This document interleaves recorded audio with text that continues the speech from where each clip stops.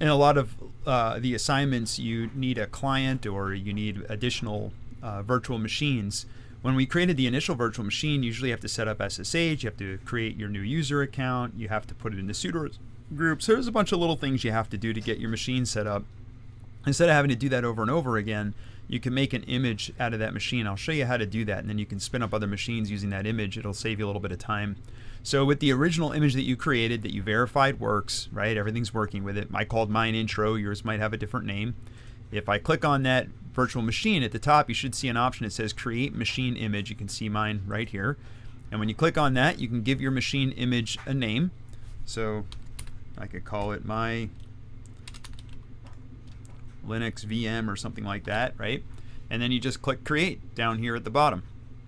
And that's it. So once it gets created, and I'll show you on mine, when I look at my machine images, so I created one already. It's sitting right here after I hit create. It showed up. So now I'm ready to create a new virtual machine. I'm going to go back to my machine, my VM instances up here on the upper left. And let me refresh this. There we go. So I'm going to create my new instance up here, just like I normally would. But instead of coming up here and putting a name in and selecting all my options, I'm going to go up here to create VM from and select machine image. I'm going to select it from the list. I'm going to hit create, and then it's going to start creating that VM. And you can see it's creating it. It gave it kind of a strange name. I'll show you how to change that if you want to change that. So the first thing I'm going to do, if I want to change the VM name to make it something more, something that makes a little more sense, first I have to stop that VM. So I'm going to click the little box next to it, and I'm going to stop it. So once the VM is stopped, you'll see this little gray circle with the box in the middle. I'm going to click on it, and you can make any changes to the settings in here. You can see that they're all grayed out. So first up at the top, you have to click the edit button, and that'll make most of these fields editable. So one of them is going to be the instance name. I'm going to just call mine client, and then I'm going to save that. So once that's saved, I can go back to my list of VM instances, and I can start that machine. So let me get that machine started up. So once the VM is started, if I scroll to the right here, you can see it's internal and it's external IP. So I've already connected to this machine from the console. You can see here to .113. Let me go back. Now I want to SSH also to my client system, which is 146.179. So I just copy that to my clipboard, bring up my console, swing over here.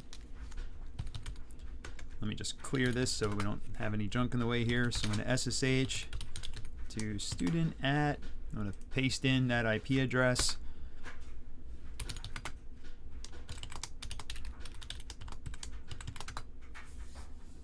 And I'm in, right? So pretty straightforward.